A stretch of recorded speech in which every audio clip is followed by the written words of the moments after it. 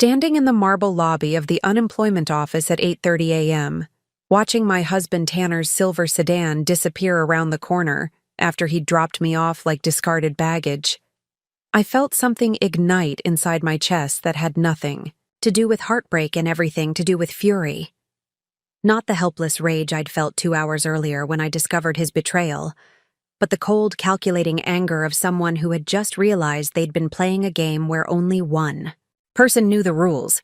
By the time I walked out of that building 4 hours later, the unemployment counselor's jaw was still on the floor. Tanner was frantically calling me from 3 different numbers, and I had just turned the worst day of my supposed professional life into the launching pad for the most spectacular comeback he never saw coming. Before we jump back in, tell us where you're tuning in from, and if this story touches you, make sure you're subscribed, because tomorrow I've saved something extra special for you. The morning had started exactly as Tanner had orchestrated it. I sat in the passenger seat of his car, clutching the folder containing my severance paperwork from Morrison & Associates marketing firm, feeling like a complete failure at 32 years old. 3 months earlier, I'd been let go from my position as senior digital marketing strategist due to what they called company restructuring. What they didn't mention was that my innovative social media campaigns had been quietly reassigned to other team members, while I was systematically excluded from client meetings I had originally secured. "You'll be fine, Belle," Tanner said, his voice carrying that patronizing tone I'd grown to hate over the past few months. "The unemployment office will help you figure out your next steps. Maybe this is a sign that you should consider something more stable." Stable. The word hit like a slap. For 6 years of marriage, I had supported his dreams of becoming a real estate mogul, using my marketing expertise to design his websites, create his promotional materials, and even ghostwrite his blog posts about market trends. I had celebrated every one of his property sales while downplaying my own achievements in digital marketing, an industry that was exploding with opportunities for someone with my skills. "I don't need them to figure out my next steps," I replied, staring out the window at the gray February morning in downtown Portland.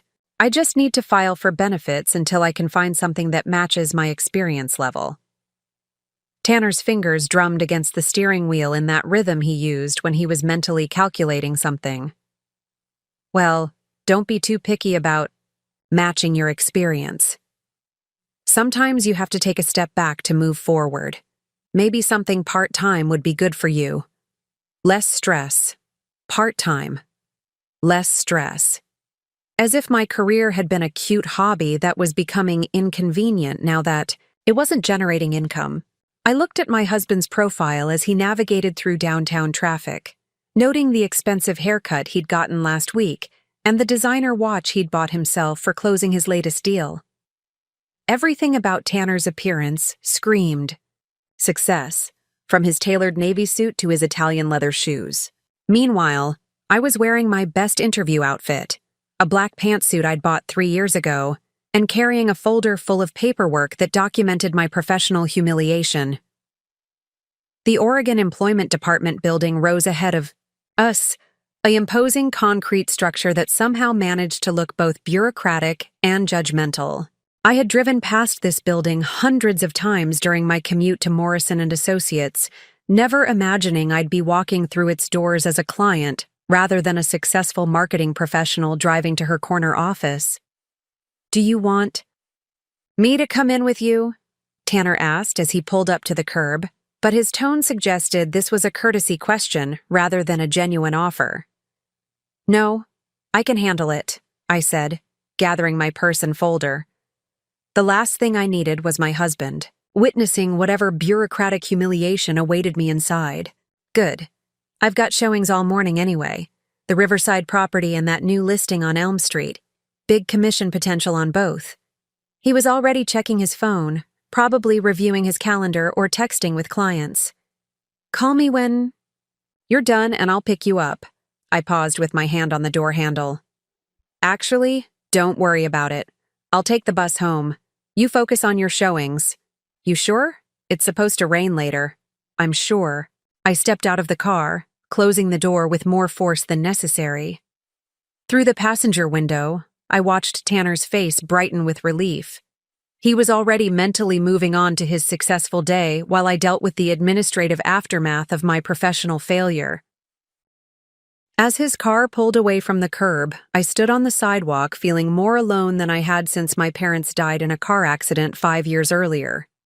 Tanner had been my rock during that devastation, helping me navigate funeral arrangements and legal paperwork while I was paralyzed by grief.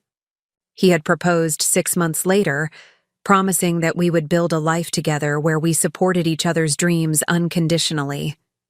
Standing outside the unemployment office, clutching paperwork that documented how spectacularly my career had crashed, I wondered when our mutual support had become so one-sided.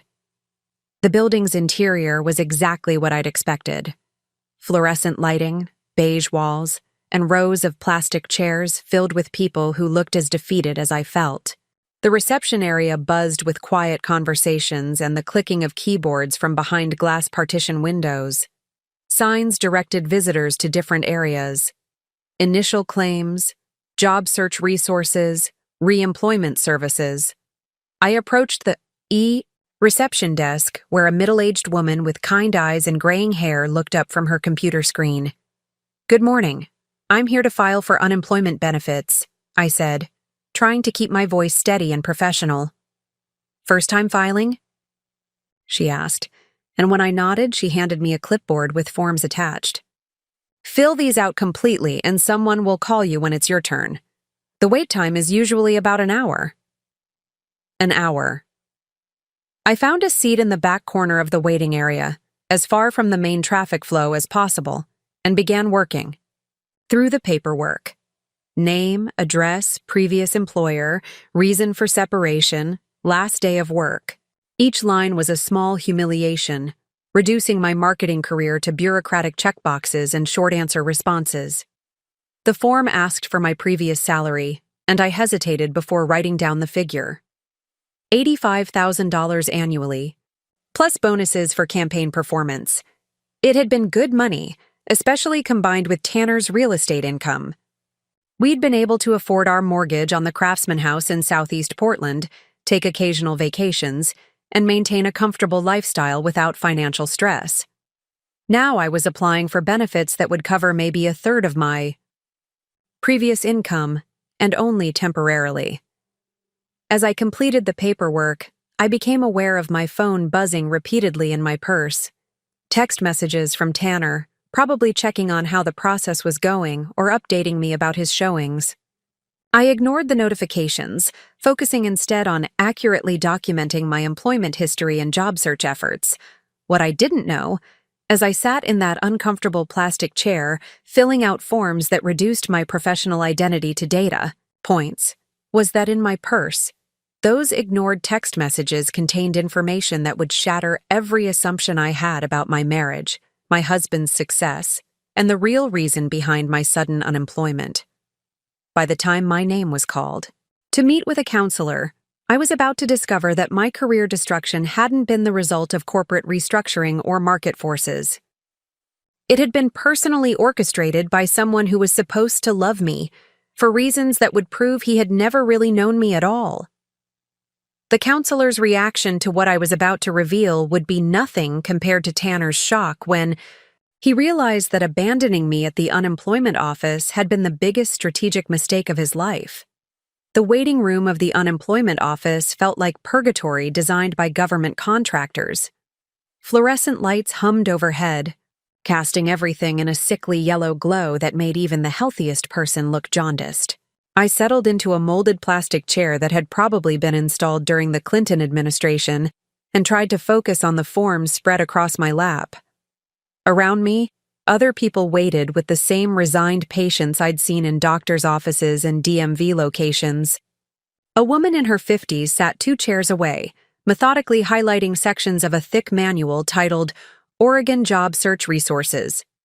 Across the room, a young man who couldn't have been older than 25 stared at his phone screen with the glazed expression of someone who had lost count of how many applications he'd submitted. This was supposed to be temporary. Preparing and narrating this story took us a lot of time, so if you are enjoying it, subscribe to our channel. It means a lot to us. Now back to the story. A brief administrative stop before I found my next marketing position and got back to building the career I'd worked so hard to establish.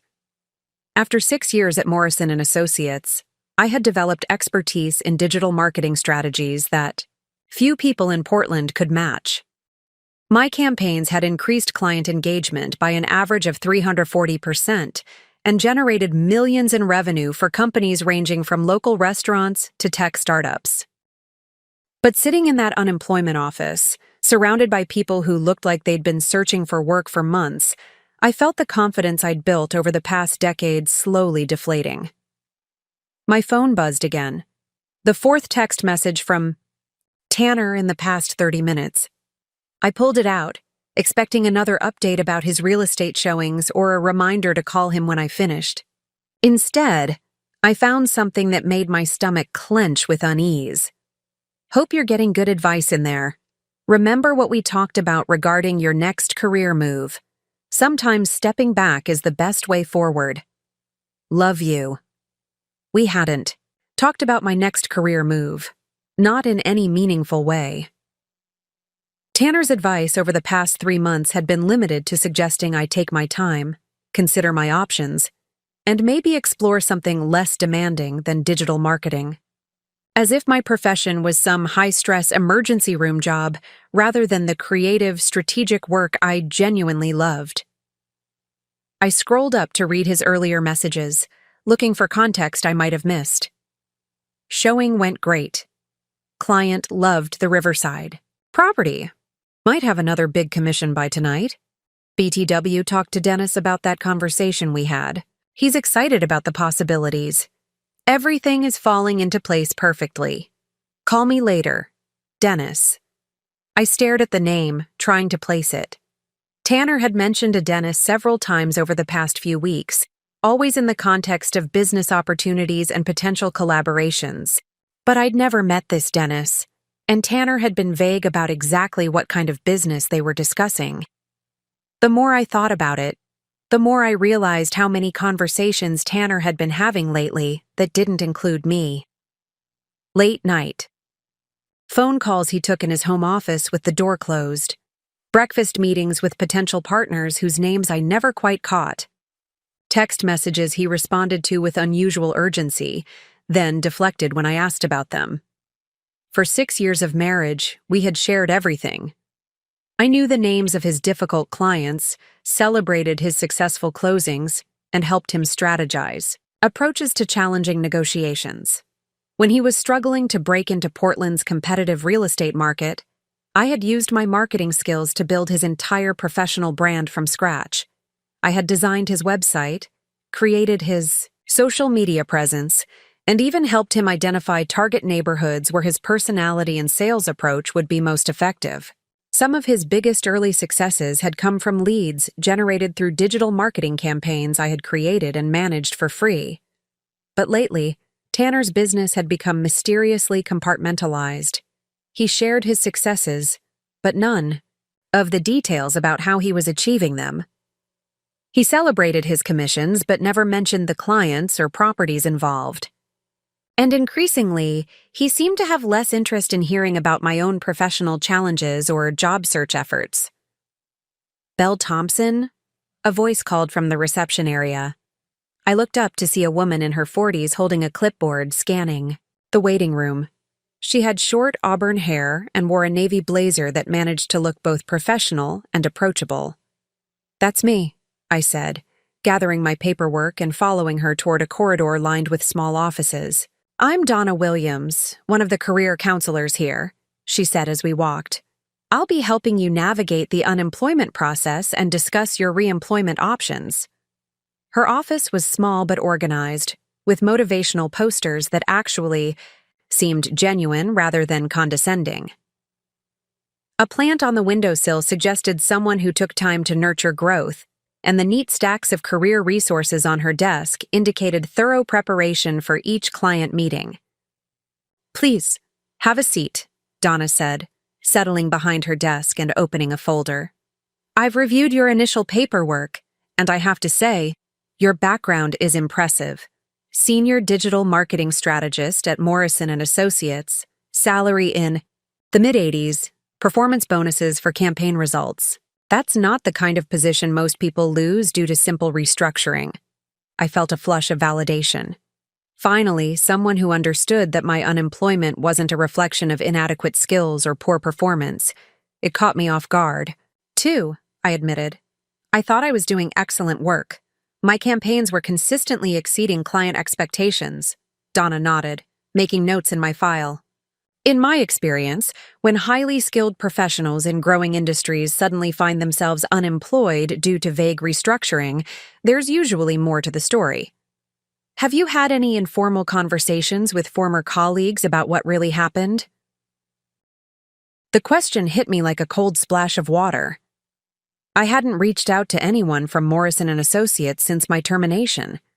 I'd been too embarrassed, too focused on moving forward rather than looking back. But Donna was right. In a field as collaborative as digital marketing, my sudden disappearance from the company should have generated some curiosity among people I'd worked with for years. "I haven't," I said slowly. "I guess I was trying to avoid dwelling on what happened." "That's understandable. But information is power in situations like this. Sometimes there are factors affecting your termination that could impact your eligibility for benefits, or even create grounds for legal action." She handed me a sheet of paper with contact information for employment attorneys and wrongful termination resources. "I'm not saying that's necessarily the case here, but it's worth investigating, especially given your performance record and the vague reasons provided for your termination." As I folded the paper and tucked it into my purse, my phone buzzed with another text from Tanner. This time, I looked at it immediately. "Dennis confirmed our lunch meeting for tomorrow. Everything we discussed is moving forward. You focus on your thing, I'll handle mine." Something about the phrasing bothered me. Our thing and my thing, as if our professional lives were completely separate enterprises rather than the partnership they'd been for 6 years. And there was something almost secretive about the way he referred to his meeting with Dennis, like he was deliberately avoiding details. "Mrs. Thompson?" Donna's voice brought my attention back to the conversation. "Is everything all right?" I looked up from my phone, suddenly aware that I'd been frowning at the screen for longer than was polite. "I'm sorry. Just some family logistics," I said. But even as I spoke, I realized that wasn't entirely true. Tanner's messages didn't feel like family logistics. They felt like communications from someone who was operating independently, making decisions that would affect both of us without including me in the process. For the first time since my termination, I wondered if there were connections I hadn't considered, patterns I hadn't recognized, information I didn't have about my own life. "Actually," I said to Donna, setting my phone down on her desk, "there might be something I need to investigate. Can I ask you a hypothetical question?" Donna leaned back, in her chair, clearly accustomed to clients who needed to process complex situations. "Of course. If someone's spouse had professional connections that could potentially influence their employment status, would that be something worth looking into?" The question hung in the air between us. I hadn't intended to voice my suspicions, but something about Donna's direct approach and professional expertise made me feel safe to explore possibilities I'd been afraid to consider. "That's not as hypothetical as it sounds, is it?" Donna said, gently. "And yes, it would absolutely be worth investigating, especially if there were potential conflicts of interest or improper influences involved." I picked up my phone and scrolled through Tanner's messages again, this time with the analytical mindset I used when reviewing marketing campaign data. The patterns were subtle but consistent. References to meetings and conversations I wasn't included in. Mentions of business opportunities that seemed to coincide with changes in my own professional situation, and an increasing emphasis on my career being separate from his, despite 6 years of collaborative partnership. "Donna, When you review unemployment cases, do you ever see situations where someone's termination was orchestrated by outside parties?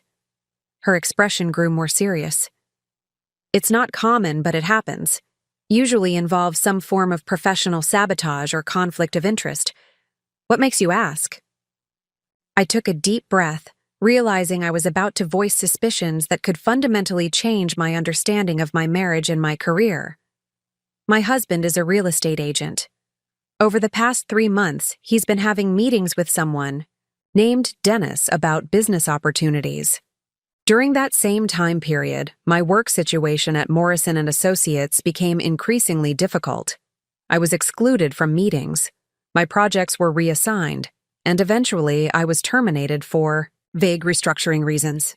Donna made notes as I spoke, her expression growing more focused. And you think there might be a connection?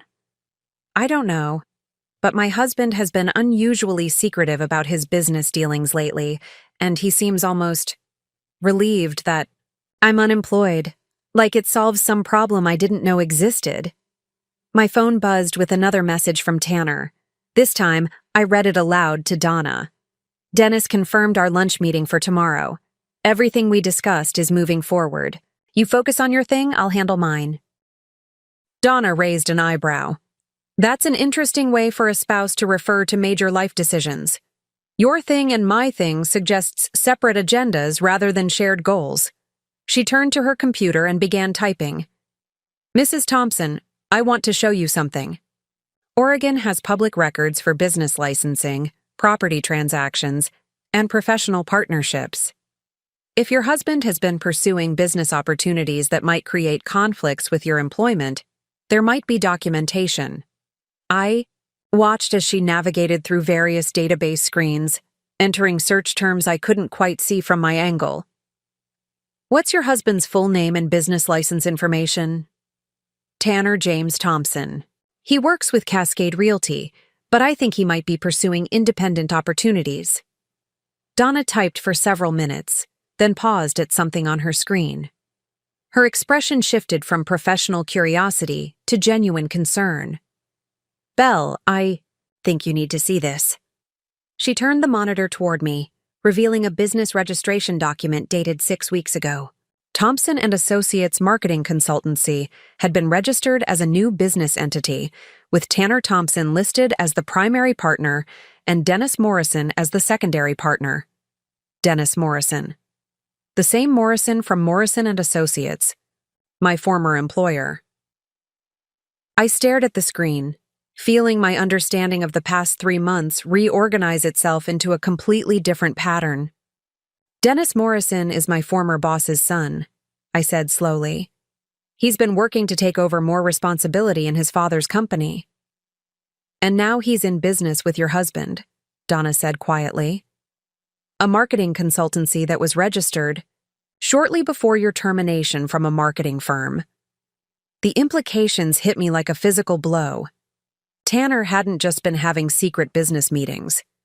He had been planning to start a marketing company using the contacts and industry knowledge I had developed over 6 years of marriage. Dennis Morrison had provided inside access to eliminate me as competition while positioning Tanner to inherit my professional relationships and client base. My phone rang. Tanner's name appeared on the screen, and for the first time in months, I felt no obligation to answer immediately. Don't answer that yet, Donna said. Let's gather more information first. She continued searching through public records while I sat in stunned silence, processing the betrayal. Every conversation about my career being too stressful, every suggestion that I consider something more stable, every instance of Tanner discouraging me from networking or pursuing new opportunities, it had all been strategic manipulation, designed to isolate me professionally while he built a competing business. Here, Donna said, pointing to another document on her screen. Thompson & Associates filed for a significant business loan 3 weeks ago. The application lists projected revenue from established client relationships in digital marketing sector and mentions insider knowledge of competitor strategies and weaknesses. Competitor strategies and weaknesses. They were referring to me and my work as competitive intelligence to be exploited. Belle, this goes beyond professional sabotage. This is fraud and possibly theft of intellectual property. If your husband used information about your clients, campaigns, or strategies to build his competing business, there could be serious legal implications. My phone buzzed with a text message from Tanner. Everything okay? You've been quiet. Dennis is excited to meet you soon. I think you'll really like the opportunities he has in mind. I showed the message to Donna, who shook her head in amazement. He's planning to bring you into the business he built by destroying your career. The audacity is almost impressive. What do I do? I asked, feeling overwhelmed by the scope of the deception. Donna leaned forward, her expression combining professional expertise with genuine compassion. First, we document everything. Every text message, every business filing, every detail about your termination from Morrison & Associates. Second, you consult with an employment attorney about wrongful termination and potentially an intellectual property lawyer about theft of trade secrets. She paused, studying my face carefully. But most importantly, you decide whether you want to confront this head-on or gather more evidence first. Because once you reveal what you know, there's no going back to the way things were. I looked at my phone, where Tanner's messages continued to arrive with casual confidence. He had no idea that his wife was sitting in an unemployment office, uncovering the systematic destruction of her career that he had orchestrated. I want to gather more evidence, I said, surprising myself with the steadiness of my voice. If Tanner thinks he can manipulate me this completely, he doesn't know me as well as he thinks he does.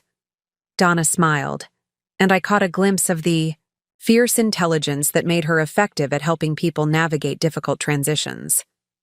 Then, let's make sure you have everything you need to take control of this situation.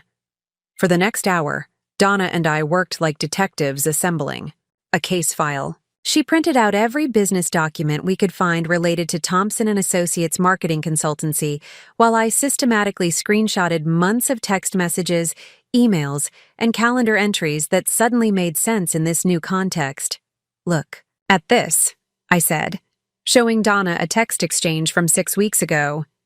Tanner asked me to compile a list of all my professional contacts for our joint networking strategy. I thought he was trying to be supportive of my career. Donna shook her head as she read over my shoulder. He was harvesting your client database. That list probably became part of their business plan. The realization made my stomach turn. I had enthusiastically provided Tanner with detailed information about my most valuable professional relationships, including their budget ranges, campaign preferences, and upcoming project timelines. Information that Dennis Morrison could have used to position Thompson & Associates as the perfect alternative when my position at Morrison & Associates was eliminated. Belle, I need you to think carefully about your termination meeting, Donna said, pulling out a legal pad. Who was present? What specific reasons were given? Were there any unusual circumstances or timing? I closed my eyes, forcing myself to relive that humiliating Friday afternoon in December. It was Dennis Morrison and the HR director, Jennifer Walsh. They said the company was restructuring to focus on larger enterprise clients and that my position was being eliminated as part of cost-cutting measures. But your clients weren't enterprise level? Actually, they were. Most of my accounts were mid to large businesses with substantial marketing budgets.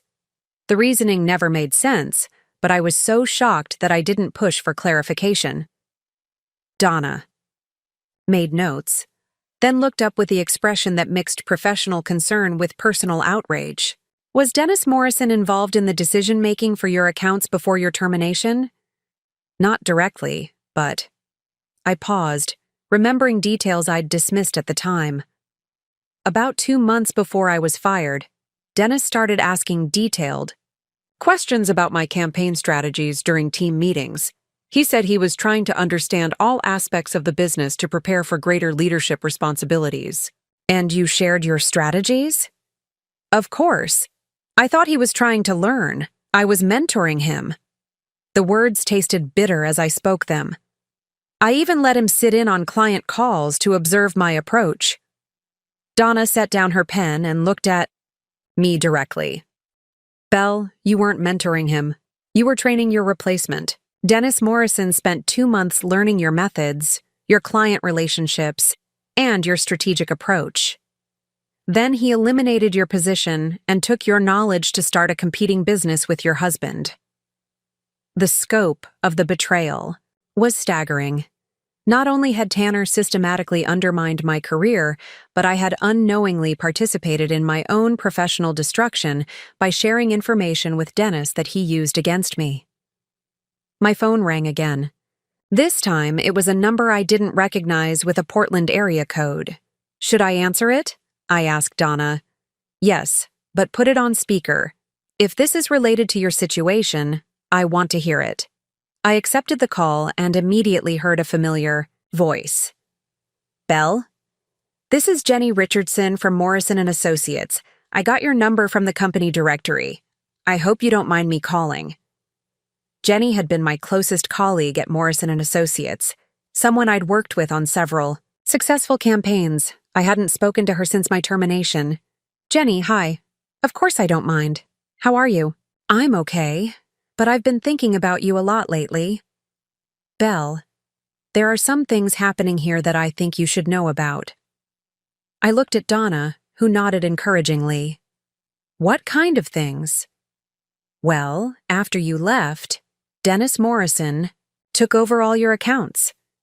But instead of managing them internally, he's been referring them to an outside consultancy, a company called Thompson & Associates. The clients are paying premium rates for services that sound exactly like the campaigns you used to create. My hands started shaking. How do you know this? Because I've been working with Dennis on the account transitions, and he's been very specific about maintaining the exact same strategies and approaches you developed. He even uses some of your presentation templates. Belle, I think someone is profiting from your work while cutting you out completely.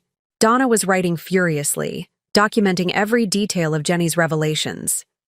There's more, Jenny continued. I overheard Dennis on a phone call yesterday. He was talking to someone about phase 2 of their plan and mentioned something about bringing you into their consultancy once your employment situation stabilized.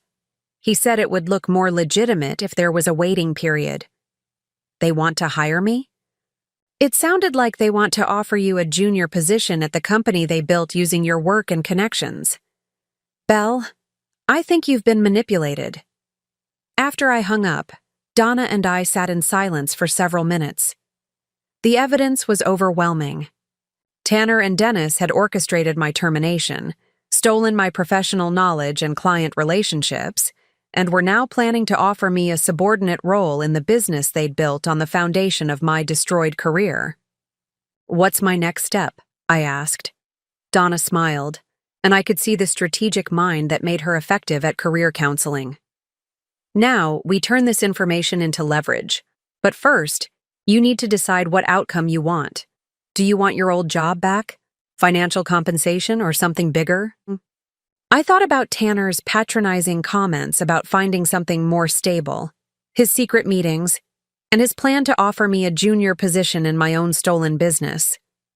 I want something bigger, I said. I want to build something they can't take away from me. Before we plan your next move, Donna said, pulling out a fresh legal pad, I need you to understand something important. You're not just a victim in this situation. You're someone with valuable skills, industry knowledge, and now crucial information about your competitors' strategies. That makes you incredibly powerful. The words hit me differently than any consolation I'd received over the past 3 months. Donna wasn't offering sympathy or encouragement. She was stating facts about my strategic position. What do you mean? I asked, though something inside me was already beginning to understand. Think about it. Tanner and Dennis believe they've successfully eliminated you as competition and stolen your business foundation. But they don't know that you've discovered their partnership. They have no idea you're aware of how they're using your work or that you've documented their methods. Donna stood up and began pacing behind her desk, clearly energized by the strategic possibilities. Right now, they think you're sitting at home feeling defeated, maybe browsing job boards or updating your resume. They expect you to be grateful when they eventually offer you a position at Thompson & Associates. They have no idea you're sitting in an unemployment office planning their professional downfall. I felt something shift inside my chest. Not the crushing weight of betrayal I'd been carrying, but something lighter and infinitely more dangerous. For the first time in months, I felt like myself again. Donna, I need to make some phone calls. To attorneys? To clients. Her eyebrows rose. That's either brilliant or incredibly risky. What's your plan? I pulled out my phone and scrolled through my contacts, seeing hundreds of professional relationships I'd built over 6 years in digital marketing. Account managers, creative directors, small business owners, startup founders, people who had worked with me directly and trusted my expertise. Tanner and Dennis are assuming that my client relationships belong to Morrison & Associates, and that those clients will automatically follow their recommendations to use Thompson & Associates. But most of my clients worked with me personally. They hired Morrison & Associates because they wanted to work with Belle Thompson. And if Belle Thompson was available independently, then Thompson & Associates becomes a very expensive middleman offering inferior service. Donna sat back down, her expression shifting from counselor to co-conspirator. You're talking about starting your own consultancy. I'm talking about reclaiming what was always mine in the first place. I opened my laptop and began typing. Years of marketing experience flowing into a strategic plan that would have impressed my former colleagues at Morrison & Associates. Here's what Tanner and Dennis don't understand about the marketing industry, I said, turning the screen so Donna could see my notes. Clients pay premium rates for expertise and results, not for company names. Most of my clients chose Morrison and the Associates specifically because they wanted to work with me. But won't they be locked into contracts with Thompson & Associates? I smiled, feeling the first genuine confidence I'd experienced since my termination. That's where Dennis Morrison's inexperience works in my favor. Most of my former clients are on month-to-month arrangements with specific performance benchmarks. If Thompson & Associates can't deliver the same results I was producing, and they can't because they're using stolen strategies without understanding the underlying principles, those clients will be looking for alternatives. And you'll be available. Better than available. I'll be independent, affordable, and already familiar with their business needs. I began making a list of my most valuable professional contacts, prioritizing by relationship strength and contract flexibility. Within 20 minutes, I had identified 15 clients who could potentially become the foundation of my own consultancy. Belle, this is ambitious, but you need startup capital, business registration, legal protection. Actually, I interrupted, accessing my personal banking app on my phone. I have resources Tanner doesn't know about. For the past 3 years, I had been automatically depositing my performance bonuses into a separate savings account I'd opened to surprise Tanner with a down payment on the vacation property he'd been wanting. The account now contained nearly $40,000, more than enough to launch an independent consultancy. He doesn't know about this account? I wanted it to be a surprise. Instead, it's going to be his worst nightmare. Donna was taking notes as I spoke, and I could see her professional excitement building. You realize what you're proposing is essentially economic warfare against your husband's business?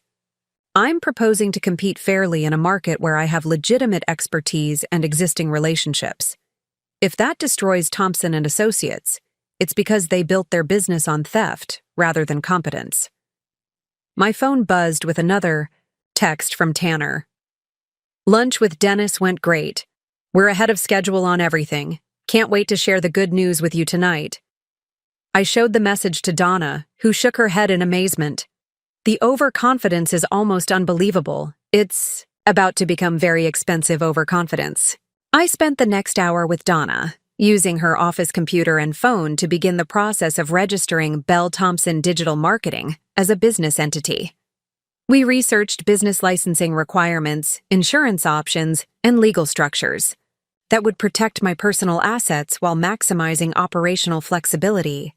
"There's one more thing," I said as we finished the preliminary paperwork. "I need to document everything Tanner and Dennis have done, not just for legal protection, but for competitive advantage. If I'm going to compete against Thompson and Associates, I need to understand exactly how they're positioning themselves to my former clients." "Industrial espionage?" "Market research," I corrected. "Everything they're doing is visible through public business records, client testimonials, and marketing materials. I just need to be systematic about gathering intelligence." Donna leaned back in her chair, studying my face with obvious admiration. "3 hours ago, you walked in here feeling like a failure. Now you're planning to launch a business that could destroy your husband's company and reclaim your professional identity. 3 hours ago, I thought I was a victim of corporate restructuring. Now I know I'm the target of systematic betrayal by people who underestimated my capabilities." I gathered my paperwork and stood up, feeling more energized than I had in months. "Donna, thank you for everything. You've helped me understand that. Sometimes the worst thing that happens to you can become the best opportunity you've ever had. What's your next step?" I checked my phone, noting that Tanner expected to pick me up in 2 hours. "I'm going home to have dinner with my husband and listen to him tell me about his exciting new business opportunity. And tomorrow, I'm going to start dismantling everything he built on the foundation of my destroyed career." The bus ride home gave me 45 minutes to organize my thoughts and plan my strategy. By the time I reached my neighborhood, I had a timeline for launching Bell Thompson Digital Marketing and a cover story that would allow me to gather intelligence while Tanner remained oblivious. I had 2 hours before Tanner returned, and I intended to use every minute strategically. First, I transferred my secret savings account to a new business account over the phone. $43,000 became the startup capital for Bell Thompson Digital Marketing, completely outside any joint arrangements Tanner could access. Next, I registered my business with Oregon's Secretary of State online. Within 30 minutes, Bell Thompson Digital Marketing was officially licensed. I chose a structure protecting my personal assets while allowing maximum flexibility. While the registration processed, I began strategic calls to former clients. "Claire, this is Bell Thompson. I hope I'm not catching you at a bad time." Claire Santos from Northwest Tech Solutions sounded genuinely pleased to hear from me. "Bell, I was just thinking about you. How are you handling everything?" "I'm doing well, actually. The transition has given me time to consider exciting opportunities. Can I ask how things are going with your new account management?" There was a pause. "Honestly, it's been challenging. Dennis is knowledgeable, but the campaigns don't have the same personal touch we got working with you directly." "What do you mean?" "He's using similar strategies to what you developed, but execution feels different, less intuitive, and costs have increased significantly." "What kind of increases?" "About 40% higher than Morrison and Associates." Dennis explained that independent rates are naturally higher, but we're not seeing 40% better results. Perfect. Dennis was gouging my former clients while delivering substandard work. "Claire, if there were alternative options for digital marketing, perhaps more personalized service at competitive rates, would that interest Northwest Tech?" "Absolutely. Our contract with Thompson and Associates is month to month, and we've been discussing other options." "Why do you ask?" "Just exploring possibilities. I'll be in touch soon." Similar calls to 3 other former clients revealed the same pattern. Thompson and Associates was charging premium rates while delivering generic implementations of strategies I had developed. By evening, I had documented their pricing structure, identified operational weaknesses, and confirmed that major clients were dissatisfied. When Tanner arrived home, I was ready. "How was your day?" he asked, loosening his tie with satisfaction. "Productive. The unemployment office was helpful, and I learned about my options." "Good. I have exciting news about the business opportunity with Dennis. We might be able to offer you something sooner than anticipated. That sounds wonderful. Tell me everything. Over dinner, Tanner described Thompson and Associates as if it were his innovation rather than theft. He explained their revolutionary approach and personalized strategies for clients who'd been underserved by traditional agencies. The best part is we're already profitable. Dennis brought established clients who pay premium rates for our expertise. My former clients, my strategies, the relationships I'd spent years developing. And you think there might be an opportunity for me? Definitely. Dennis was impressed by your background. We're thinking you could start as a junior strategist and work your way up. Junior strategist, learning my own methods. I smiled across our dinner table, thinking about how his stable business was about to face competition from someone who understood his clients better than he ever would. I can't wait to learn more. The next morning, Tanner vibrated with excitement as he prepared for work. He hummed while shaving and kept glancing at me with the satisfied expression of someone orchestrating the perfect surprise. I have a meeting with Dennis this afternoon, he said, adjusting his tie. We're finalizing business expansion details. I think you're really going to love what we've put together. I'm sure I will, I replied, mentally reviewing my agenda. Actually, Dennis suggested you stop by the office this afternoon. Nothing formal, just a chance to see the workspace and get a feel for company culture. He wants to meet me today?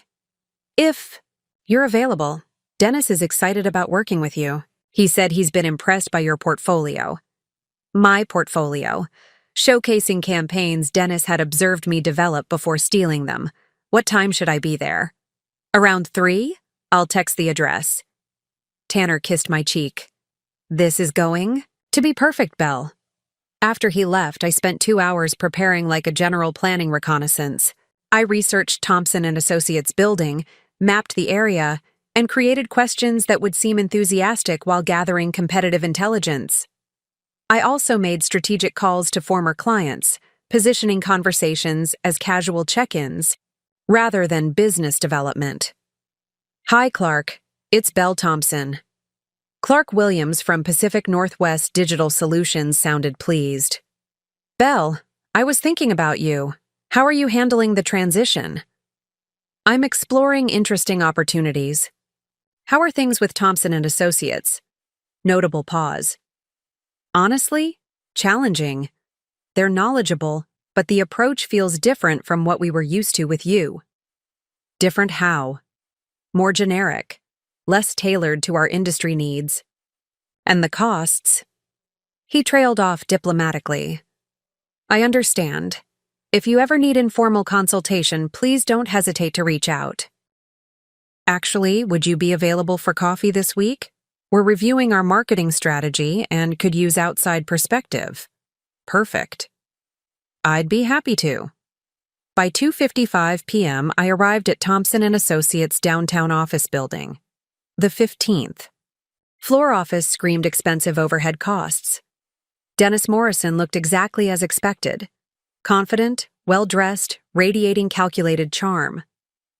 His office featured modern furniture, industry awards, and framed testimonials I recognized as quotes from my former clients praising work I had performed. Belle, such a pleasure to finally meet you properly. Tanner has told me so much about your expertise. Thank you for taking time to meet with me, Dennis. Please, have a seat. I want to start by saying how impressed I've been with your background. Your portfolio demonstrates exactly the strategic thinking we value at Thompson and Associates. I smiled politely while noting the irony of Dennis praising my work after stealing it. I appreciate that. Can you tell me about the company's approach to client relationships? Absolutely. We believe in personalized service, understanding each client's unique needs, and developing customized strategies that deliver measurable results. He was describing my methodology word for word, including phrases from my client presentations. That sounds similar to my philosophy. How do you ensure consistency across different account managers? That's one of our key advantages. We've developed proprietary frameworks and proven methodologies ensuring every client receives the same high-level strategic thinking. Proprietary frameworks. He was discussing templates and strategies I had created, now repackaged as Thompson & Associates intellectual property. The meeting continued with Dennis unknowingly revealing operational details while I maintained perfect composure, gathering intelligence about their methods, pricing, and weaknesses. Walking out of Thompson & Associates, I felt intoxicating clarity. Dennis had spent 45 minutes unknowingly providing complete competitive analysis while offering me a junior position implementing strategies I'd created. My phone buzzed with Tanner's text. "How did it go?" "Dennis said you seemed really interested." "Very promising," I replied. "I can see why you're excited about working with him." "True, though not for reasons Tanner imagined." I had 30 minutes before my scheduled coffee with Clark Williams. Sitting in a downtown cafe, I opened my laptop and began drafting Bell Thompson Digital Marketing's foundation document. Using intelligence from Dennis and former clients, I created service offerings addressing every Thompson & Associates weakness, while leveraging my superior client understanding. Where Thompson & Associates charged 40% markup for generic implementations, Bell Thompson Digital Marketing would offer personalized strategies at 20% below previous agency rates. "Bell!" Clark appeared exactly on time, looking relieved. "Thank you for making time." "Of course. It's always good to see you, Clark." He sat with the expression of someone wrestling with difficult decisions. "I'll be direct. Pacific Northwest. Digital is unhappy with our current marketing arrangement. Service quality has declined significantly since you left Morrison & Associates." "I'm sorry to hear that. What's been problematic?" "Thompson & Associates uses strategies similar to what you developed, but execution lacks nuance that made your campaigns effective. Our engagement rates dropped 15% in 2 months."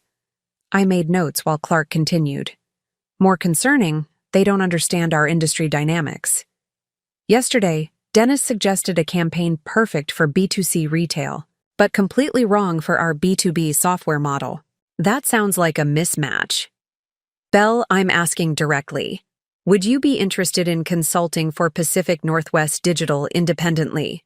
The moment when Bell Thompson Digital Marketing would become real business, or remain theoretical response to betrayal." "What arrangement did you have in mind?" "Initially, project-based contract to redesign our Q2 strategy. If successful, we'd discuss ongoing consulting or exclusive arrangements." "What would timeline and budget look like?" Clark showed me numbers that made me blink twice. "We're paying Thompson & Associates $12,000 monthly. For genuinely personalized service from someone understanding our business model, we'd pay $15,000. $15,000 monthly. More than quarterly bonuses at Morrison & Associates." "That's very generous. It's competitive compensation for expertise delivering results." "Bell, your campaigns increased our lead generation over 300%. That performance justifies premium rates." After Clark left, I sat processing what happened. In 24 hours, I'd discovered Tanner's betrayal, registered my business, gathered competitive intelligence, and secured a foundational client contract worth $180,000 annually. My phone rang with Jenny Richardson from Morrison & Associates. "Bell, Dennis Morrison just sent an internal memo announcing Thompson & Associates is expanding and seeking additional strategists. He specifically mentioned recruiting experienced professionals understanding proven methodologies." "Interesting. Timing. He's been asking about your contact information and whether anyone knows if you're job searching. I think they're planning an offer soon." "Perfect. The faster Thompson & Associates moved, the more desperate they'd seem when I declined and launched competing business. By evening, I had preliminary agreements with 3 former clients worth over $400,000 annually. Tanner waited, with champagne and takeout. "I thought we should celebrate. Dennis was incredibly impressed. He said you're exactly what Thompson & Associates needs for their next growth phase." I'm excited about the possibilities, I said truthfully, raising my glass, knowing tomorrow I'd begin dismantling everything Dennis thought he'd built. The next morning, I sent Clark Williams a detailed proposal that was essentially a declaration of war disguised as professional consulting. I included competitive analysis showing Thomson & Associates' flawed approach for B2B software companies, timelines delivering faster results than Dennis could promise, and pricing both competitive and profitable. Most importantly, I demonstrated specific industry knowledge no other consultant could match. "Big plans today?" Tanner asked, reviewing his calendar. "Just following up on opportunities," I said truthfully. "Yesterday's meeting really clarified my options." "Great. Dennis called last night saying how impressed he was with your strategic thinking. This could be exactly what you need to get back on track professionally." Get back on track. As if my career derailed due to inadequacies rather than his systematic sabotage. After Tanner left, I executed my business development strategy. I had identified 3 additional former clients likely dissatisfied with Thomson & Associates, intending to approach each before Dennis realized his client base was under attack. "Belle, I can't believe you're calling," Brianna Martinez from Cascade Creative Services exclaimed. "I was literally telling my team yesterday that we missed working with you. How are things with your new marketing arrangement?" "Honestly, frustrating. Thomson & Associates keeps proposing strategies that feel designed for completely different companies. Yesterday, they suggested a social media campaign perfect for tech startups, but meaningless for creative services firms." I made careful notes while Brianna described Thomson & Associates' failures. Dennis was using my strategies as templates, rather than understanding principles making them effective for specific industries. "Brianna, if alternatives were available for marketing consulting, perhaps more personalized service from someone, really understanding your business, would Cascade Creative consider that? Are you thinking about going independent?" "I'm exploring options. The transition has given me time to consider different client service approaches. Belle, if you start your own consultancy, Cascade Creative would absolutely be interested. Our contract with Thomson & Associates is month to month, and we've been discussing whether to continue." Similar conversations with 2 other former clients yielded identical patterns. Thomson & Associates was failing to deliver personalized service despite charging premium rates. By noon, I had preliminary interest from 4 companies representing over $500,000 in potential annual revenue. My phone rang with an unknown Portland number. "Belle Thompson? This is Evan Hayes from Northwest Business Journal. I'm developing a story on emerging marketing consultancies in the Portland area." Northwest Business Journal was the region's primary business publication, read by virtually everyone in Portland's professional community. "Your name came up in conversations as someone with insights about digital marketing trends. I'd be happy to share thoughts about industry trends." "Great.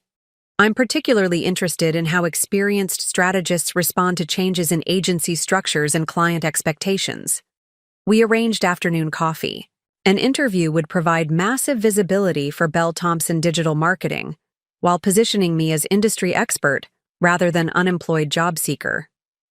At 2:30 p.m., I sat with Evan Hayes, a sharp journalist understanding Portland's marketing landscape. "Belle, there are rumors you're launching an independent consultancy competing directly with established agencies. Can you comment?" "I'm exploring opportunities to provide more personalized marketing services. The industry seems ready for consultants offering large agency expertise with independent contractor flexibility and attention."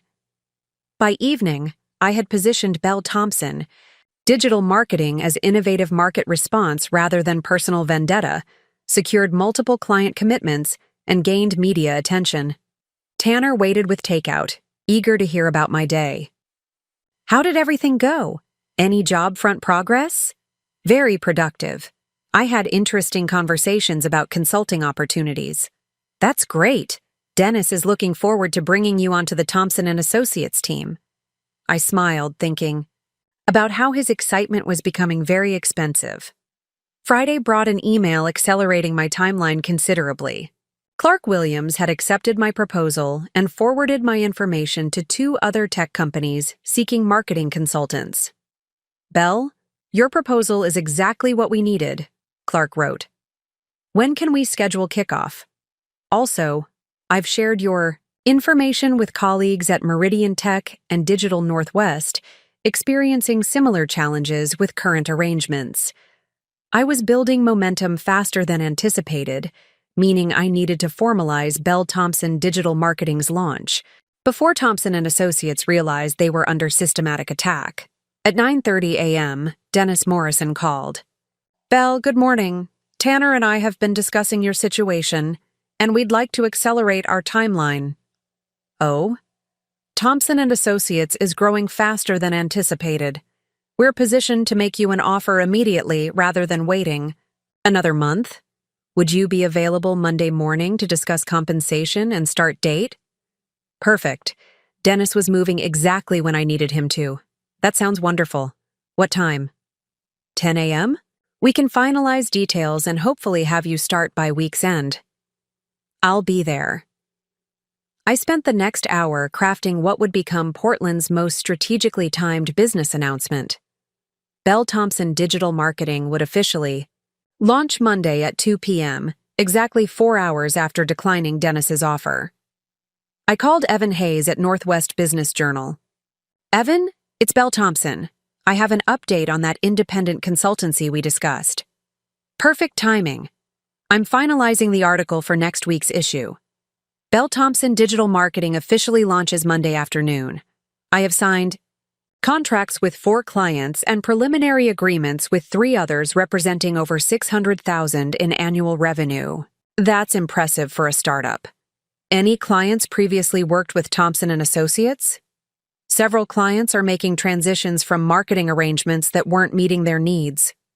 There's significant demand for more personalized consulting services. Would you be available for follow-up interview Monday afternoon? A launch announcement with that client base would make compelling business story."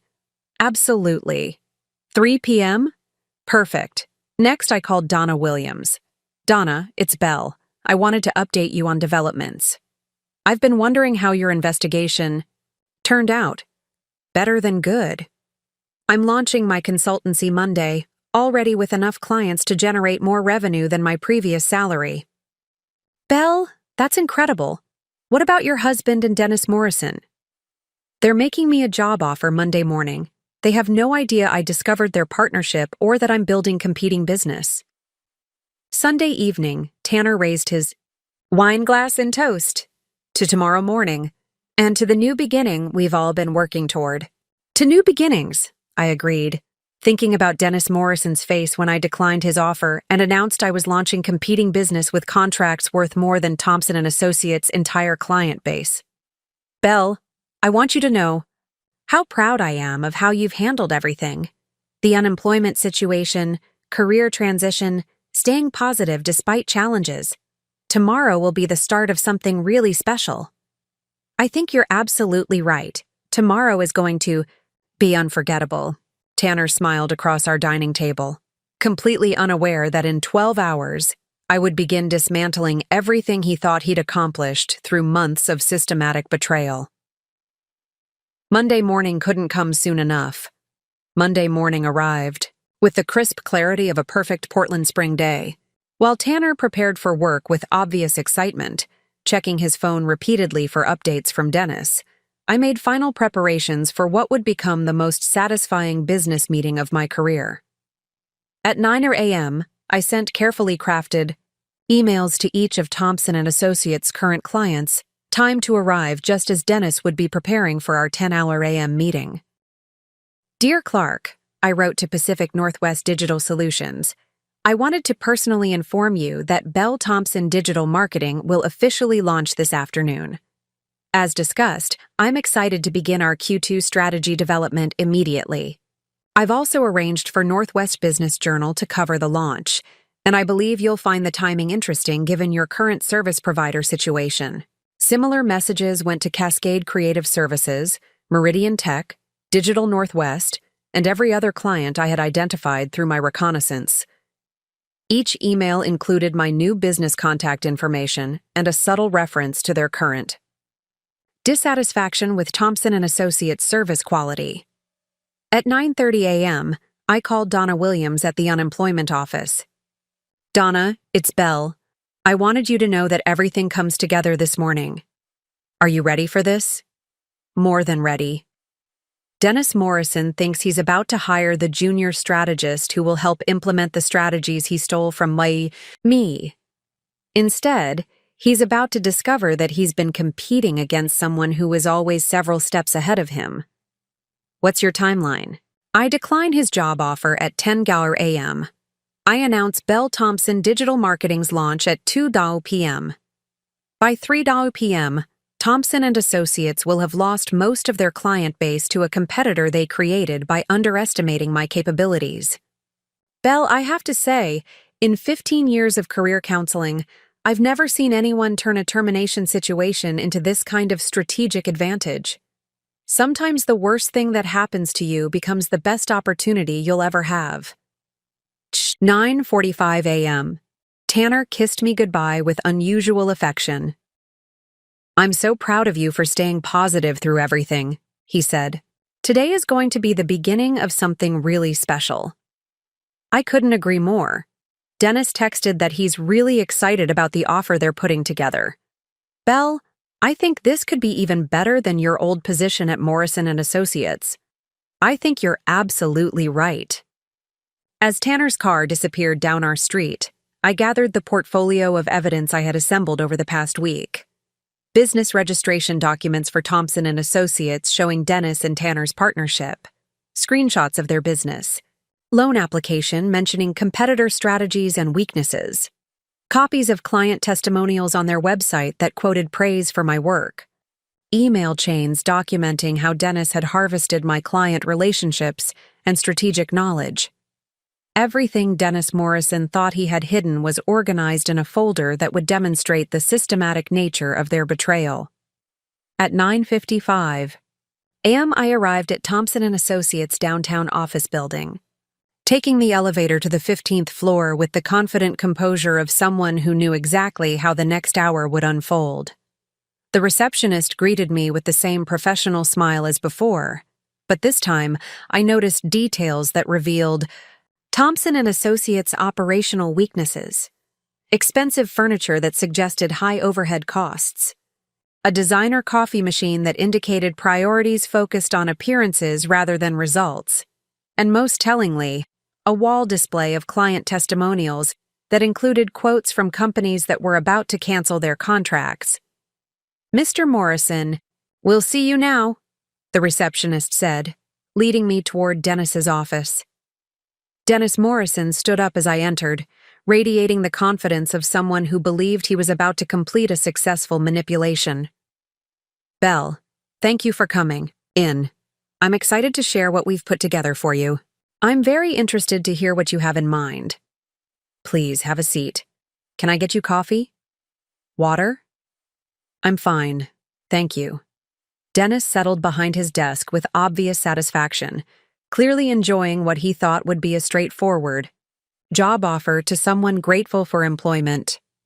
"Belle, I want to start by saying that Thompson & Associates has been incredibly impressed with your background and expertise.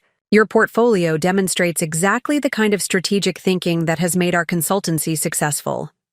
I nodded politely while noting that he was again praising my work to my face after stealing it for his business.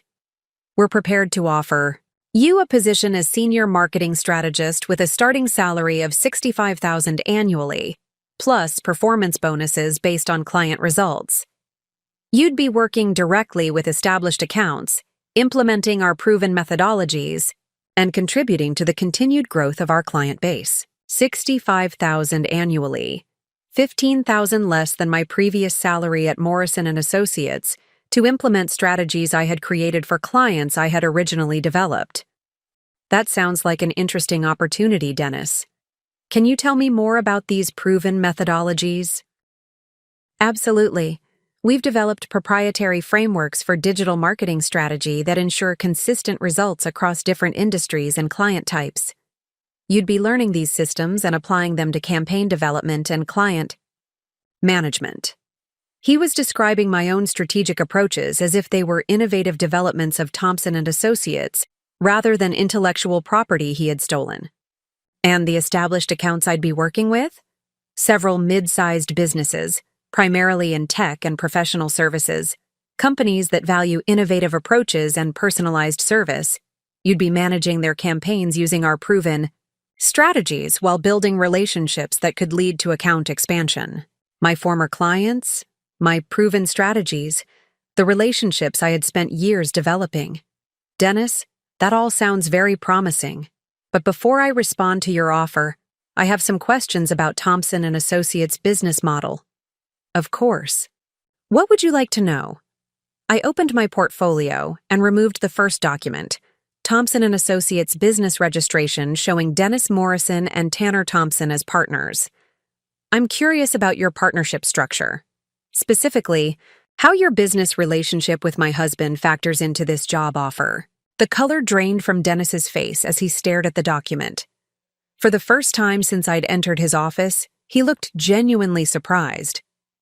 Belle, I can explain. I'm sure you can, I interrupted, removing the next set of documents. But first, let me share what I've discovered about Thompson and Associates' approach to acquiring client relationships and strategic knowledge. Dennis Morrison stared at the business registration document as if it were written in a foreign language. His confident expression cracked completely, revealing the panic of someone who had just realized that his carefully constructed deception was collapsing in real time. Belle, this isn't what it looks like, he began, but his voice carried none of the smooth confidence he'd displayed moments earlier. Really? I said, placing additional documents on his desk with methodical precision. Because it looks like you and my husband registered a marketing consultancy 6 weeks before my termination from Morrison and Associates. It looks like you applied for a business loan listing, competitor strategies and weaknesses as assets. And it looks like you've been using my client relationships and strategic knowledge to build a business while offering me a junior position to implement my own stolen work. Each document landed on Dennis's desk like a small explosion. Email chains showing his request for my client contact lists. Screenshots of Thompson and Associates' website featuring testimonials from my former clients. Copies of campaign strategies I had developed, now rebranded as proprietary Thompson and Associates methodologies. You don't understand the complexity of the business situation, Dennis said, attempting to regain control of the conversation. The partnership with Tanner was about expanding opportunities for everyone involved. Including me? Of course. We always planned to bring you into the business once the operational foundation was established. I laughed, a sound that apparently surprised Dennis more than my documentation had. Dennis, you orchestrated my termination to eliminate me as competition, harvested my client relationships through my husband, and built your business model on intellectual property you stole from me. Now, you're offering me $65,000 annually to implement strategies I created, for clients I developed, using methodologies I invented. The marketing industry is complicated. Sometimes business decisions require fraud, I interrupted, because that's what using marital assets to fund a business designed to compete against your spouse is called. That's what claiming someone else's work as proprietary methodology is called. That's what systematic sabotage of your colleague's career for personal profit is called. Dennis's office phone rang, and he glanced at the caller ID with obvious relief. I should take this, he said, reaching for the phone. Actually, you should let it go to voicemail, I suggested, because I suspect that's one of your clients calling to discuss the email they received this morning about alternative marketing consulting options. Dennis's hand froze above the phone as understanding dawned. What email? The email informing Thompson and Associates clients that Bell Thompson Digital Marketing officially launches this afternoon, offering personalized service at competitive rates from someone who already understands their business needs intimately. The phone stopped ringing, then immediately started again. This time, the caller ID showed a different client name. Belle, you can't... I can't what? Compete fairly in a market where I have legitimate expertise? Offer superior service to clients who are dissatisfied with their current marketing arrangement? Start a business using my own strategic knowledge and professional relationships? Phone buzzed with a text message, and I glanced at it with obvious satisfaction. That's Clark Williams from Pacific Northwest Digital Solutions, I said, showing Dennis the message. He's confirming that they're terminating their contract with Thompson & Associates effective immediately and transitioning to Bell Thompson Digital Marketing for their Q2 strategy development. Dennis's face went white as he processed the implications. You planned this. The whole meeting, the job interview. You were gathering intelligence. I was being offered a position implementing my own stolen strategies for clients I had originally developed at a company built on the systematic destruction of my career. Yes, I planned my response very carefully. Another email notification appeared on my phone. Then another. Cascade Creative Services and Meridian Tech, I said, checking the messages. Also terminating their Thompson & Associates contracts. Dennis, I think your business model has some fundamental flaws. Belle, we can work this out. There's room in the market for multiple consultancies. We don't have to be competitors. You're right. We don't have to be competitors. I stood up and gathered my documents. Because after today, Thompson & Associates won't have enough clients left to constitute meaningful competition. What do you want? Financial compensation? Partnership terms? We can restructure everything. I don't want anything from Thompson & Associates, I said, reaching the office door. I want everything that was always mine in the first place. My professional reputation, my client relationships, my strategic knowledge, and the business success that comes from genuine expertise rather than elaborate theft. You're destroying everything we built. Dennis, you built your business by destroying my career. I'm simply reclaiming what was stolen from me, using the same business principles you applied: superior strategy, better client relationships, and competitive pricing. I paused at the door, looking back at Dennis Morrison sitting behind his expensive desk in his prestigious office, surrounded by testimonials praising work I had performed. The difference is that I'm competing with original ideas rather than stolen ones. I'm offering genuine expertise rather than repackaged templates.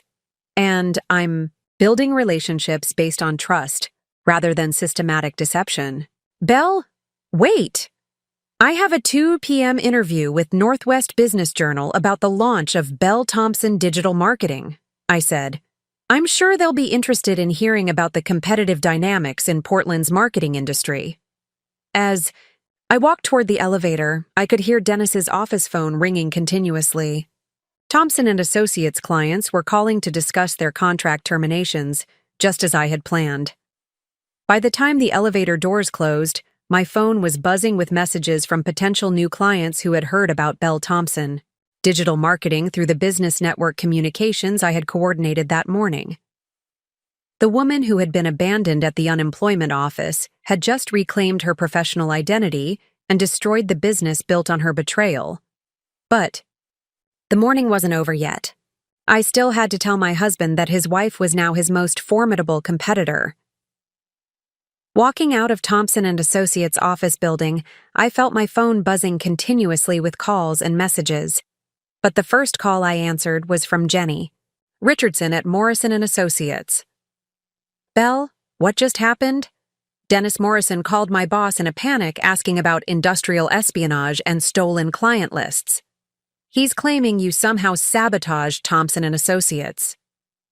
Industrial espionage? I laughed while walking toward my car.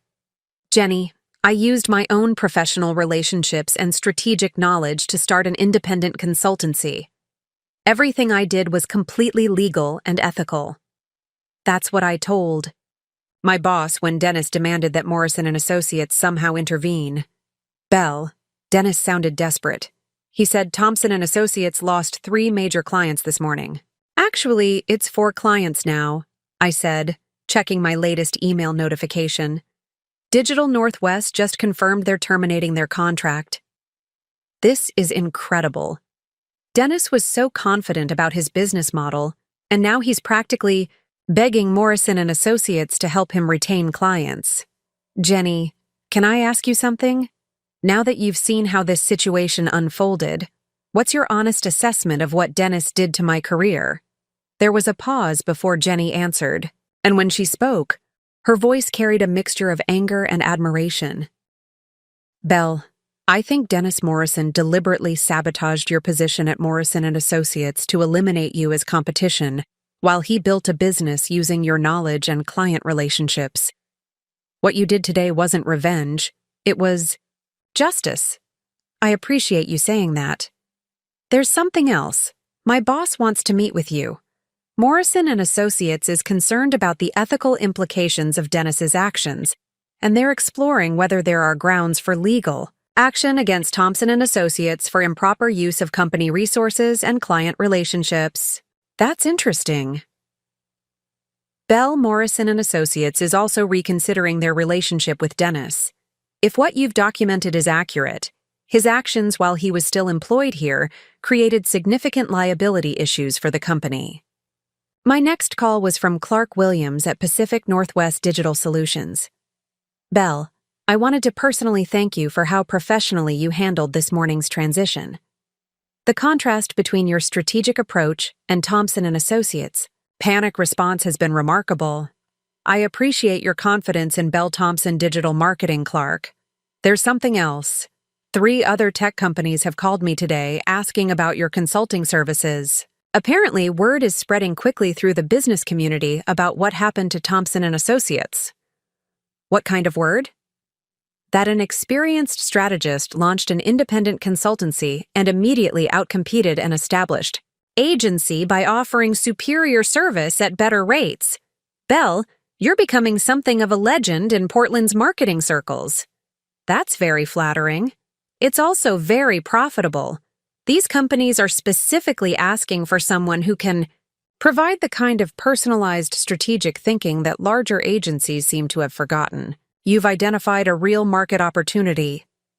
By the time I reached home, I had missed calls from 6 potential clients, 2 business journalists, and my attorney confirming that everything Belle Thompson Digital Marketing had done was completely within legal and ethical boundaries.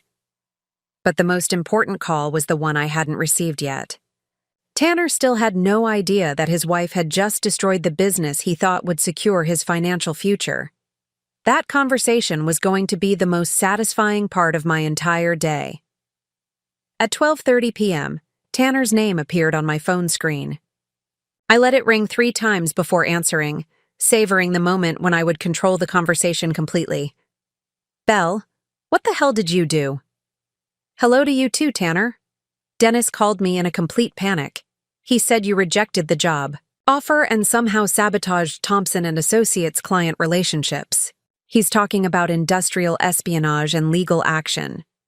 Legal action? I laughed while reviewing emails from potential new clients. Tanner, I started a legitimate consulting business using my own expertise and professional relationships. Everything I did was completely legal and ethical. You can't just steal our clients. Our clients? I paused, letting the weight of his words settle between us. Tanner, those were my clients before Dennis orchestrated my termination to steal them for your business. I simply offered them superior service at competitive rates. That's not how business works, Belle. You can't just, can't what? Compete in a free market? Use my own strategic knowledge? Leverage relationships I spent 6 years developing? Tanner, exactly what do you think I can't do? There was silence on the other end of the line, and I could practically hear him recalculating his approach. Belle, you're obviously upset about the job offer. We can negotiate better terms. More money, senior title, partnership track. Tanner, stop talking. What? I said stop talking. You've been managing this conversation like you still have leverage, and you don't.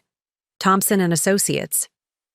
lost most of their clients this morning to Bell Thompson Digital Marketing. Dennis Morrison is facing potential legal action from Morrison and Associates for improper use of company resources.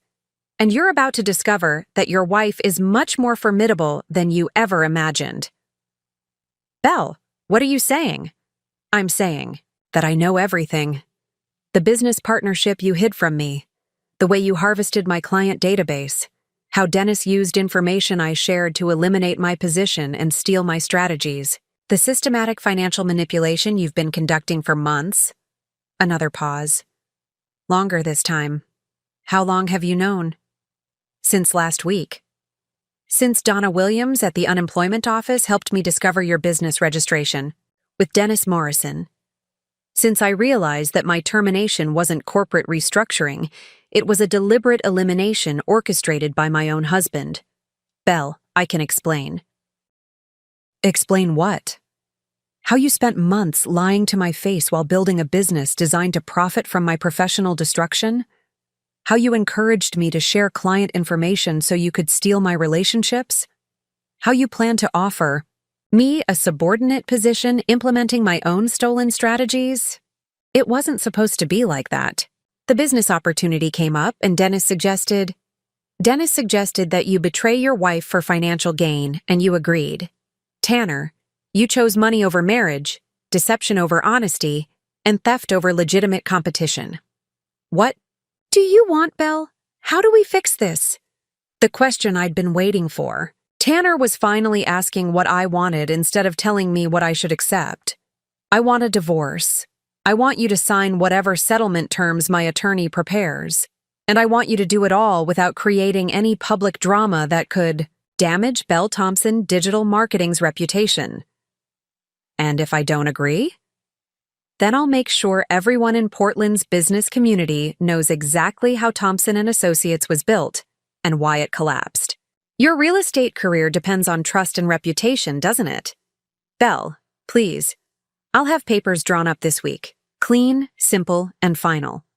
I hung up before he could respond.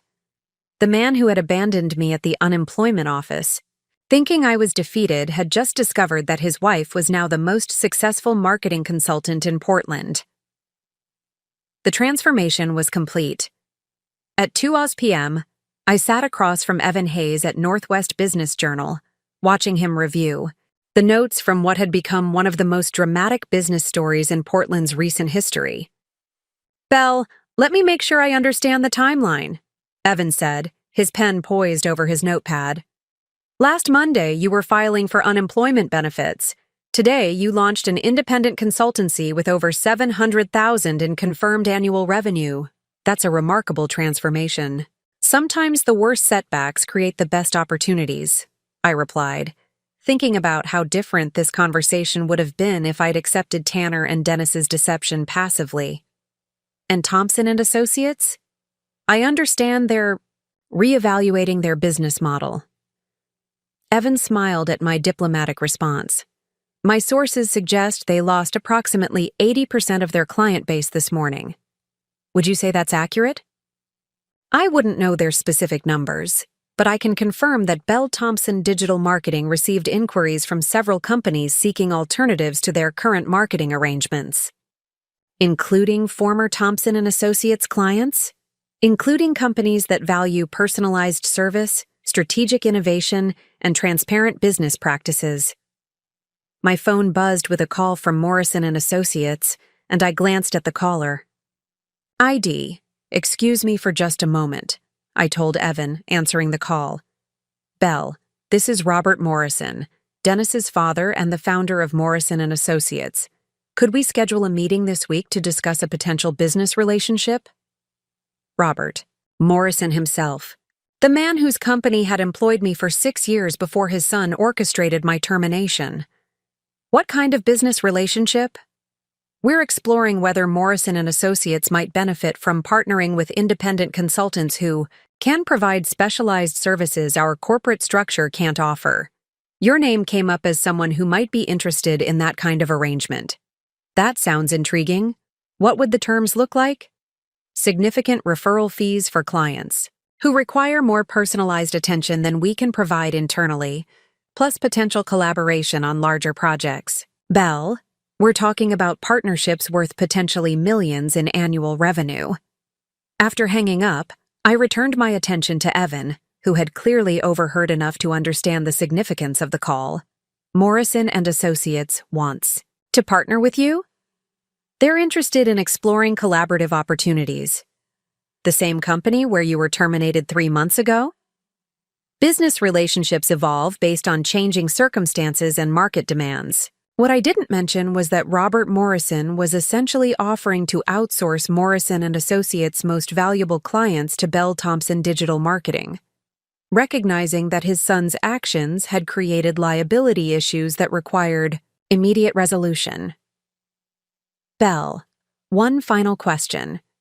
What advice would you give to other professionals who find themselves in similar situations? I thought about Donna Williams at the unemployment office, about all the people sitting in those plastic chairs feeling defeated by circumstances beyond their control. Document everything. Trust your instincts when situations don't make sense. And remember that your skills, knowledge, and professional relationships belong to you, not to any employer or business partner who might try to exploit them.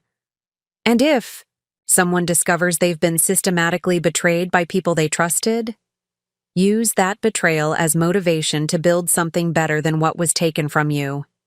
Sometimes the people who underestimate you give you the greatest gift possible: the opportunity to prove them wrong. The Northwest Business Journal article would run tomorrow, cementing Bell Thompson Digital Marketing's reputation as Portland's most innovative marketing consultancy. But tonight, I had one more phone call to make. 3 weeks later, I stood in the conference room of my new downtown office space, reviewing contracts that would establish Bell Thompson Digital Marketing as the premier independent consultancy in the Pacific Northwest. The view from the 20th floor overlooked the same unemployment office where this journey had begun, though that building looked much smaller now. Bell, the Morrison and Associates partnership agreement is finalized. My attorney, Margaret Williams, said as she placed the signed documents on my desk. They're referring all clients who require specialized digital marketing services to your consultancy, with guaranteed minimum revenue of $2 million annually. $2 million. More than I had earned in my entire 6 years at Morrison and Associates, combined. What about the intellectual property protections? Comprehensive. Any strategies, methodologies, or campaign frameworks you develop remain your exclusive property. Morrison and Associates receives referral fees only, with no ownership claims to your work. The irony was perfect. Robert Morrison was essentially paying me premium rates to provide the same services his son had tried to steal, but now with complete autonomy and exponentially higher compensation. My phone rang with a call from Clark Williams at Pacific Northwest Digital Solutions. Bell, I have news you're going to want to hear. Meridian Tech just signed a consulting agreement with Bell Thompson Digital Marketing for their complete digital marketing strategy overhaul. The contract is worth $300,000 annually. That's fantastic, Clark. There's more. They specifically mentioned that they chose your consultancy because of your reputation for ethical business practices and genuine expertise. Bell, companies are seeking you out not just for your skills, but because they trust you. Trust. The foundation that Tanner and Dennis had destroyed in their personal relationships was now the cornerstone of my professional success. After hanging up, I reviewed an email from Donna Williams at the unemployment office that had arrived that morning. Bell, she had written, I wanted to update you on a situation that I think you'll find satisfying. Dennis Morrison applied for unemployment benefits this week. Thompson and Associates officially dissolved after losing all their remaining clients to various competitors. He listed company closure due to competitive market forces as his reason for termination. Dennis Morrison, filing for unemployment benefits in the same office where I had discovered his betrayal. The symmetry was almost too perfect. There's something else. Donna's email continued. Dennis asked specifically if there were any job placement programs for marketing professionals. When I mentioned that some of our most successful clients had transitioned into independent consulting, he became very interested. I thought you should know that he might try to contact you about potential opportunities. I deleted the email without responding. Dennis Morrison had chosen deception over integrity, and now he was discovering that reputation was the most valuable business asset he could have protected. My assistant knocked on the office door. "Belle, there's a journalist from Forbes on line 2. They want to interview you for an article about women entrepreneurs who built successful businesses after professional setbacks." Forbes. National recognition for what had started as a response to personal betrayal and had become a demonstration of strategic excellence. "Tell them I'll be available tomorrow afternoon." As I prepared to take the call, I looked out at Portland's skyline and thought about how much had changed since that morning when Tanner had abandoned me at the unemployment office. The woman who had felt defeated by circumstances beyond her control had become someone who created the circumstances she deserved. If you're listening to this story, chances are you've experienced your own version of betrayal, professional sabotage, or systematic underestimation. Maybe someone you trusted has tried to diminish your worth, steal your contributions, or convince you that you should accept less than you deserve. I want you to know something important. Their assessment of your value says nothing about your actual capabilities and everything about their character.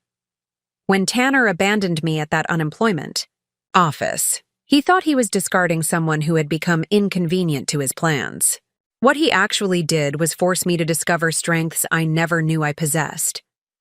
The woman who walked into that building feeling defeated was not the same person who walked out with a strategy to reclaim everything that had been stolen from her. Here's what I learned that I want you to understand. Betrayal reveals truth. It shows you who people really are when they think you can't fight back. It demonstrates the lengths some individuals will go to for personal gain. But most importantly, it forces you to stop making excuses for other people's behavior and start advocating for yourself with the intensity you've been giving to everyone else. Document everything. I cannot stress this enough. Screenshots, email printouts, financial records, business registrations. Evidence is power.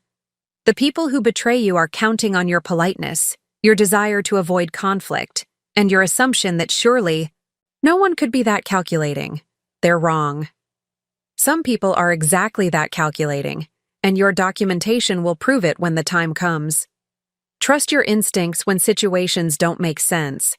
If someone's explanation feels thin, if their behavior seems inconsistent, if you're constantly making excuses for why they're acting strangely, pay attention to that feeling. Your subconscious often recognizes patterns before your conscious mind wants to accept them. Most importantly, remember that your skills, knowledge, and relationships belong to you. Not to the company that fires you. Not to the spouse who undermines you. Not to the business partner who tries to steal your contributions. These assets are yours, and you have every right to use them to build something better than what was taken from you. The morning I was abandoned at the unemployment office, I thought my career was over. 6 months later, I'm running a multi-million-dollar consultancy, featured in national business publications, and partnering with companies that specifically seek me out because they value integrity and expertise.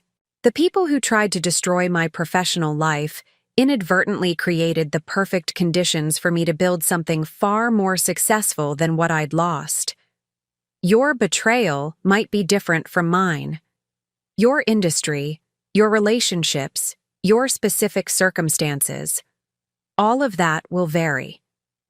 But the principles remain the same. Document the truth, trust your capabilities, and use other people's underestimation of you as fuel to prove them catastrophically wrong. Sometimes the worst thing that happens to you becomes the best opportunity you'll ever receive. The key is recognizing that opportunity and having the courage to seize it completely. You are more formidable than you realize. The people who betray you are about to discover that truth in ways they never anticipated. Don't let them underestimate you twice. Up next, you've got 2 more standout stories right on your screen. If this one hit the mark, you won't want to pass these up. Just click and check them out. And don't forget to subscribe and turn on the notification bell so you don't miss any upload from us.